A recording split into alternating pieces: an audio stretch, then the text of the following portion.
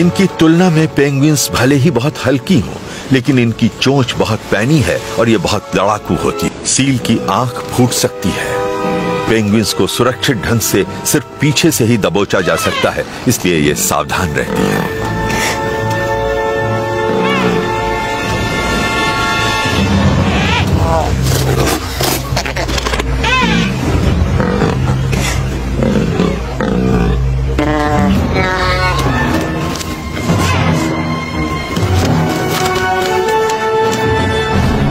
जमीन पर दोनों की रफ्तार धीमी है, लेकिन पेंगुइन को ज्यादा खतरा है।